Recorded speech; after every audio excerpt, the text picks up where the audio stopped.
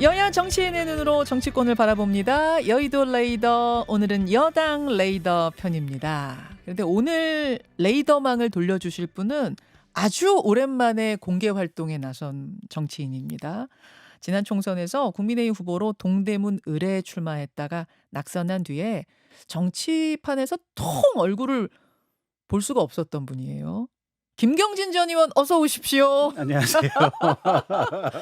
야, 아니 칩거라고 하죠. 칩거 거의 거의 한 세 달 됐죠? 세 달 네. 동안. 근데 제가 이제 칩거라고 표현한 이유는 정말 네. 기사를 찾아봐도 네. 어디 한 줄이 안 나올 정도로 꽁꽁 숨어 계셨어요. 어떻게 지내셨습니까? 4월 21일 날 예. 이제 출국을 해서 한 80일 정도 해외여행을 하다가 아, 전당대회 직전에 들어왔어요.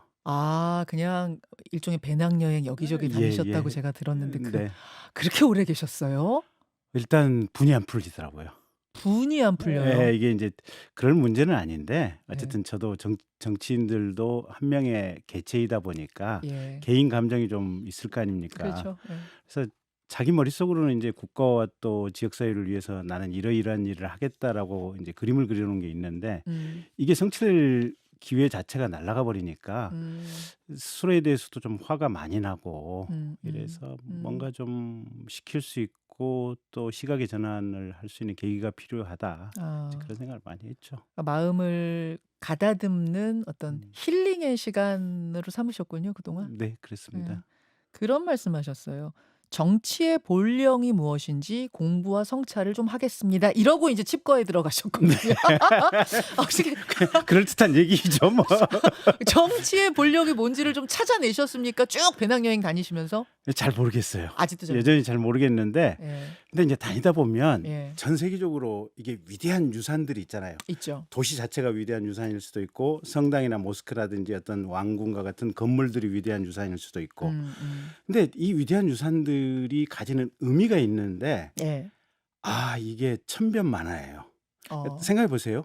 로마 제국, 네. 이 콜로세움이 있었던 로마 제국, 아프리카, 지금 현재의 중동, 유럽 거의 대부분 그 넓은 땅에 그 넓은 문화의 중심지였던 로마. 네. 근데 지금의 이탈리아는 사실은 대한민국보다 1인당 GDP가 아마 조금 적든지 비슷하든지 이럴 거예요. 이탈리아한테는 미안하지만 그때 로마 시대에 비하면 지금은 쪼그라들었죠. 그렇죠. 그때에 비하면. 네. 엄청났던 거에 비하면. 몽골 제국 생각해 보세요. 예. 티무르 제국도 생각해 보세요. 네. 몽골 같은 경우는 현재 북경에서 헝가리까지 긴 제국을 인류 역사 이래 그렇게 큰 제국이 없었거든요. 지금 몽골 수도 울란바토로 가보세요. 그렇죠. 그렇죠. 근데 또 지금 대한민국 보면 예. 사실은 역사 이래 이게 다니다 보면 세계 각국에 이제 공항들을 많이 다니는데 네.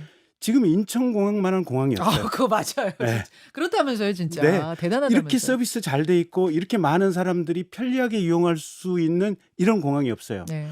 근데 우리는 그러면 과거의 로마, 과거의 몽골, 그리고 현재 번영하는 우리의 대한민국, 그리고 그 대표 얼굴인 인천공항. 우리는 또 언제까지 갈 것이냐.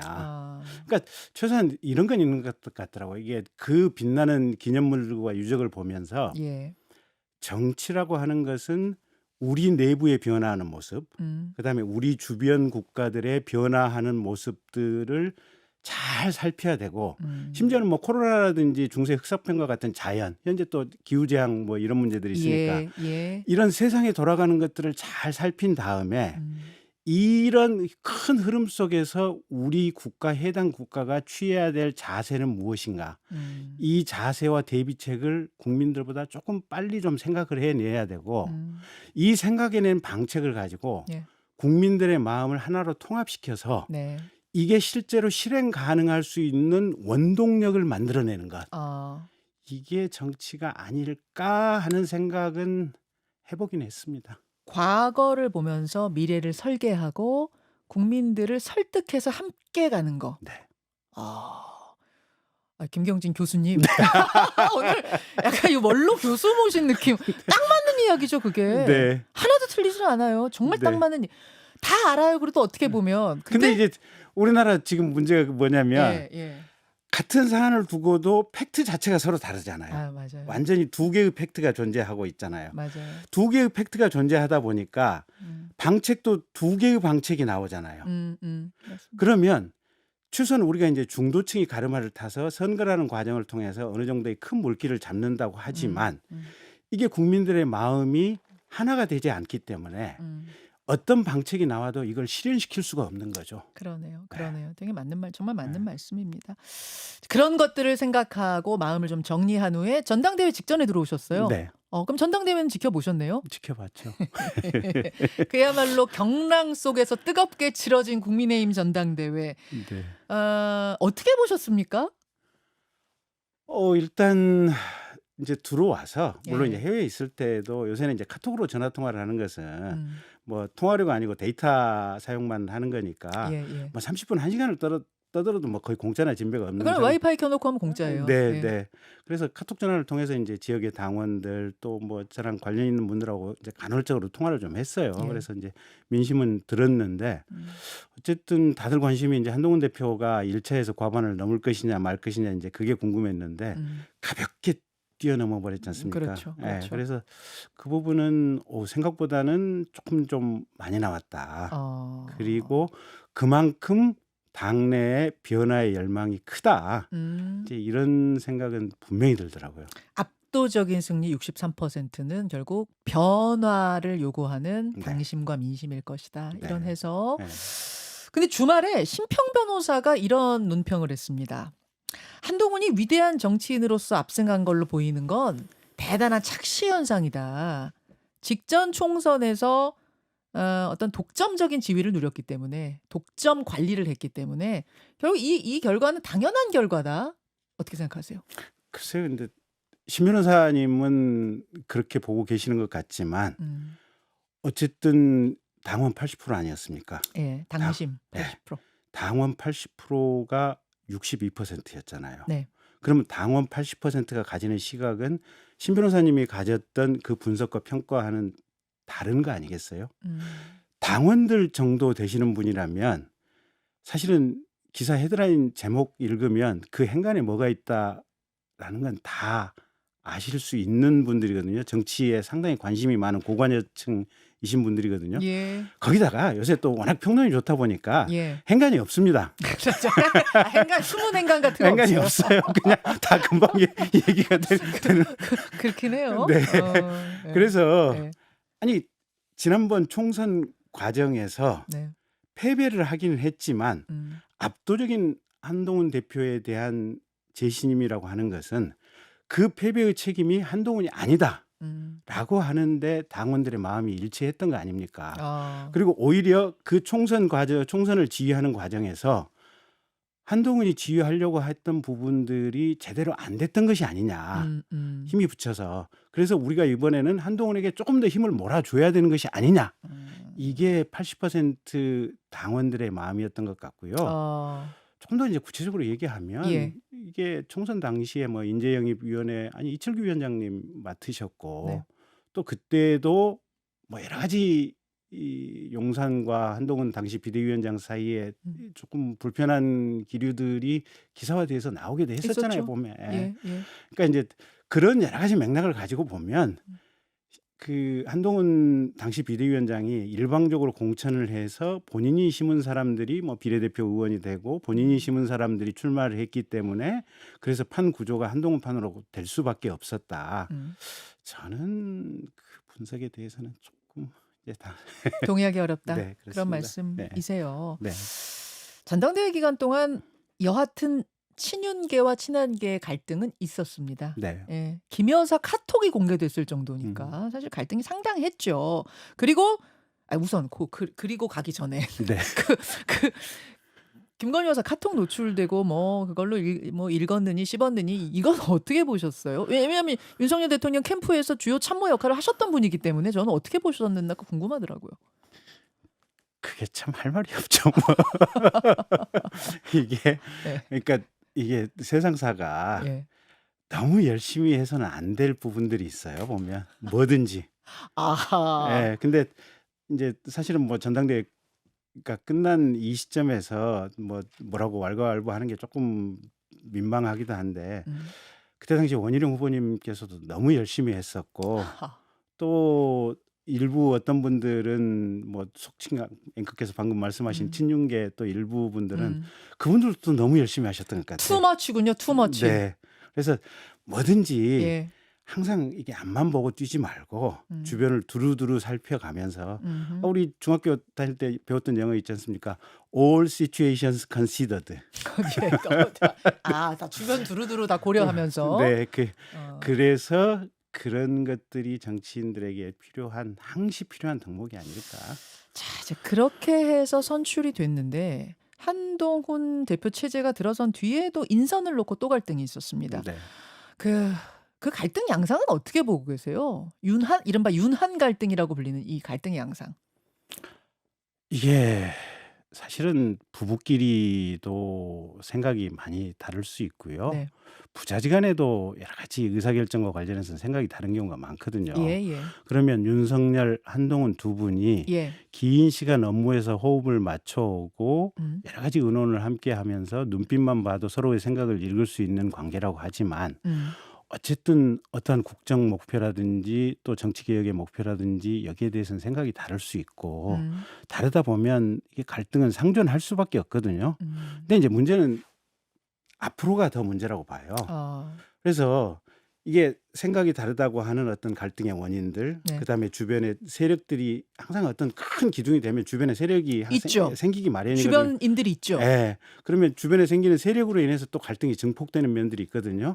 근데 중요한 것은 예. 윤석열, 한동훈 이 두 분의 코어가 예. 어떠한 의지를 가지고 정치를 해나가느냐. 중심이 어떻게 그렇죠. 움직이느냐. 그렇죠. 그러니까 잘잘한 갈등의 요소는 상존한다고 할지라도 두 분이 의지를 가지고 우리는 화합해서 대한민국을 2024년부터 2027년까지 잘 이끌어 가야겠다. 이 생각을 한다면 네. 소소한 문제들은 앞으로 어떤 갈등의 본질로 가지는 않겠지만 이 생각에서 두 분 중에 한 분이라도 조금이라도 삐끗하게 된다면 예. 이게 소소한 문제가 결국 큰 갈등으로 갈 수도 있는 거죠. 화약고는 코어 중심이 아니라 주변에 있다고 보세요? 화약고가 그러니까 화약인데 예. 화약들은 항상 주변에 있기 마련이죠. 근데 아하. 중심에 거대한 이 물창고 수고가 있기 때문에 예. 이 중심에 있는 이 물창고가 중심을 잘 잡으면 불은 저절로 꺼지게 돼 있어요. 지금 그림은 그러면 중간에 물창고가 있고 그 주변을 화약이 둘러싸고 있는 꼴이다. 뭐 그 반대일 수도 있는 거 아니에요? 그렇게 네, 바라보고 네, 결국은 네. 물창고가 단단하면 네, 두 분이 단단하면 문제 없을 것이다, 큰 그 문제가 말씀. 없죠. 근데 정말 단단한가 좀 갸우뚱하게 되는 게 이번 그 유난 회동의 모습인데요. 처음에는 1대1 독대로 알려져 있었는데 나중에 보니까 1대1은 아니었고 정진석 비서실장이 배석했다고 합니다. 주말 사이에 한동훈 대표가 그 비하인드 스토리를 좀 털어놨어요. TV에 출연해서 그 스토리를 좀 털어놨던데 내가 만남을 요청해서 만나게 된 거다. 이런 이야기를 했습니다. 사실은 대통령이 초대해서 뭐 이렇게 대통령실에서 만찬을 한 건가 만난 건가 뭐 이런 생각들을 보통들은 하기 마련인데 이번 건은 한동훈 대표가 요청해서 만난 것이다. 그리고 1대1도 아니고 비서실장을 배석하게 했다. 이거는 뭔가 아직도 좀 이렇게 껄끄럽다는 걸 대통령이 은연중에 표현한 건 아닌가 그런 느낌도 들더라고요. 그럴 수도 있죠. 그럴 수도 있는데 문제는 제가 아는 한은 윤석열은 대한민국의 상남자이기 때문에 그렇습니까? 예, 확실합니까? 확실합니다. 그렇게 그래요? 믿고 있습니다. 그래서 네. 윤석열 대통령께서 예. 어쨌든 한동훈 대표가 하고자 하는 이 변화에 대해서 전폭적으로 좀 지지를 해주고 포용을 해주고 좀 이렇게 밀어주는 것이 필요하지 않을까. 그리고 어차피 세상 일은 대한민국 정도의 세계 10위권 정도의 이 큰 나라, 예. 땅은 적지만 예. 경제 규모, 우리가 해야 될 일, 예. 많은 정책적인 어떤 논쟁점들, 이 많은 걸 가지고 본다면 예. 사실은 한 명의 원탑이 다 결정할 수 있는 구조는 아니거든요. 그래서 중국 같은 나라는 중앙정치공산당 정치국 상무위원 9분이 사실상 이게 섹터를 나눠가지고 이게 분할해서 의사결정을 하는 구조였거든요. 근데 그게 이제 시진핑 1인으로 거의 몰리면서 그게 나라가 지금 개판으로 돼 있지 않습니까? 보면 이 대한민국 정도의 이 정도의 규모와 이 정도의 어떤 경제력이면 네. 사실은 의사결정 구조를 조금씩 나누어서 해도 맞는 것 같아요. 아. 그래서 정치와 관련된 특히 집권 여당과 관련된 네. 어떤 정치 개혁 이런 부분들에 대해서는 네. 한동훈 대표를 신뢰하고 음. 거기에 좀 힘을 실어줘도 되는 것이 아닌가. 그리고 또 그게 이번 전당대회에서 나타난 당원들의 당심이다 이렇게 봐야 될 것 같고요. 이런 생각의 맥락의 연장선상이 그래서 매번 국회의장을 하셨던 분들이 예. 의장 임기 말이 되면 우리 개헌합시다 이 얘기 하잖아요 보면. 그렇죠. 그러면서 우리 의원 집정부제 합시다 의원 내각제로 갑시다 네. 대통령 원탁구조의 의사결정으로는 대한민국의 이 지금 번영의 영속성을 보장하는데 많이 부족합니다.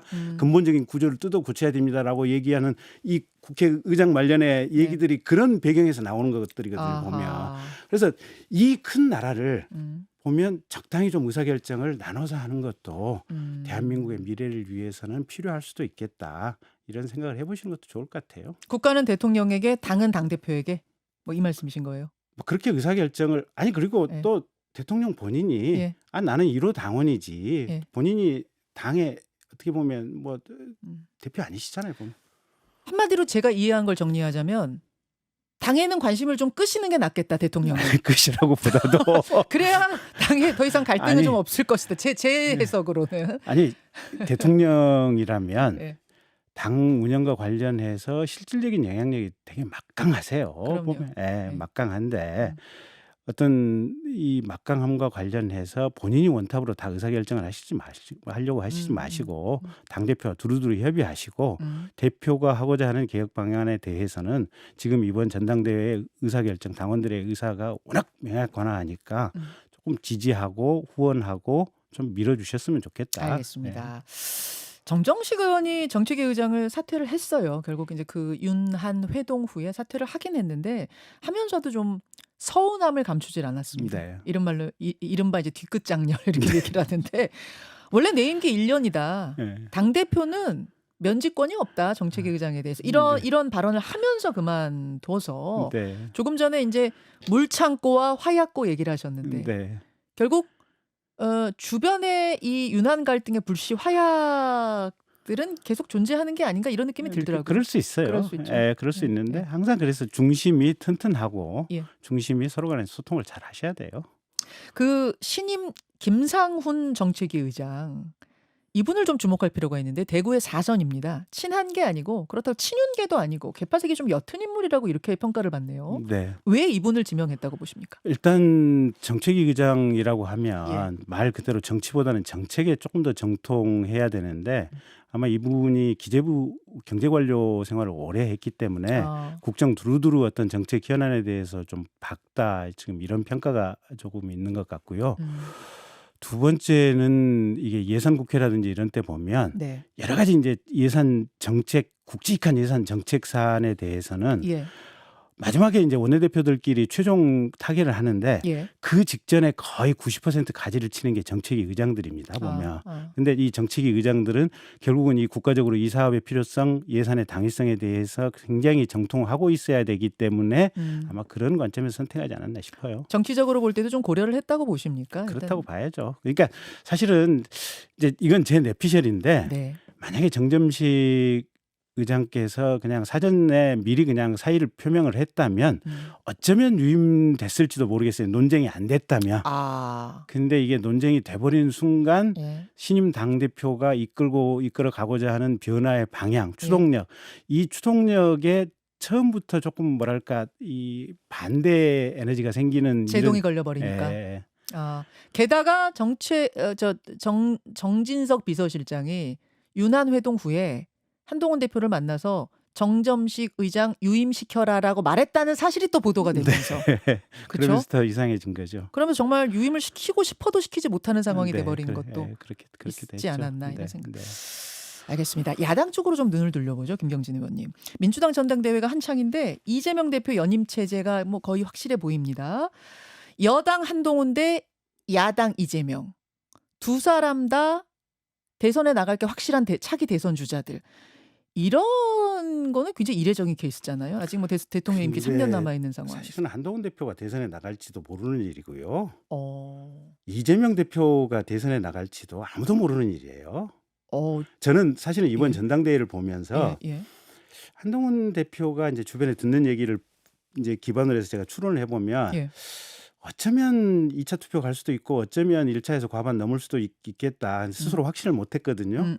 근데 이번에 압도적으로 되는 걸 보면 예. 근데 특히 이번 당대표 경선 과정에서 용산이 일정한 어떤 마음의 지지가 특정 후보한테 있었다는 얘기도 돌았잖아요, 보면. 원희룡 후보. 예. 예. 근데 그런 상황임에도 불구하고 한동훈 대표가 가뿐하게 60몇 %를 얻었단 말이에요. 예. 그러면 특정한 계기가 되면 그러니까 현직 대통령이라고 하는 이 어마어마한 곳에 마음이 가는데도 이 결과가 나온 것을 보면 이재명 당대표 어떠한 계기가 되면 당 내에서 민주당 내의 권력 구도가 바뀌는 것은 순식간이겠구나. 순식간이겠구나. 대통령의 권력을 가지고도 당원들의 마음인 당원들이 대통령의 마음이 어디에 있는지 다 알았잖아요. 예. 그럼에도 불구하고 당원들이 대통령 마음 당신 생각은 당신 생각이고 우리는 한동훈님을 가지고 개혁에 뭘 가야겠습니다. 이렇게 한 거 근데 아니에요. 그게 어떻게 민주당에도 그렇게 적용돼요? 민주당 이재명 대표는 제왕적 당대표일 따름이지 대통령처럼 국정 정반에 걸친 인사권이 있는 것도 아니잖아요. 예산 편성권이 있는 것도 아니잖아요. 국정에 대한 일당으로서 거대한 이 국회 권력만 가지고 있는데 저게 당원들의 민심, 국민의 민심이 어느 계기가 되면 한순간에 사라질 수도 있겠구나. 그런 생각을 그러니까 국민의힘 전대를 보면서 그 생각을 하셨어요? 심지어 대통령의 마음으로도 당심을 전당대회로 못 바꾸는데 전혀 좌지우지를 못했는데 그래서 이재명 대표가 다음번 대통령 선거에 나간다? 저는 천만의 말씀이라고. 천만의 말씀이라고까지 보세요? 지금 여론조사하면 뭐 1위 하잖아요.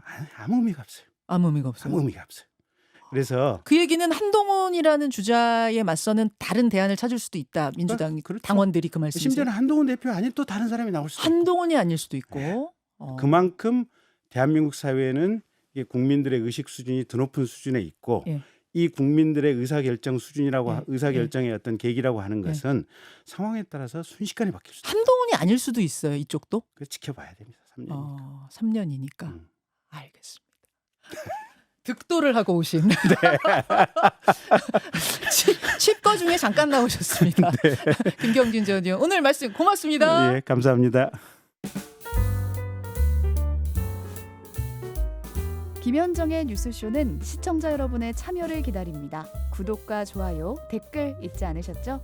알림 설정을 해두시면 평일 아침 7시 10분 실시간 라이브도 참여하실 수 있습니다.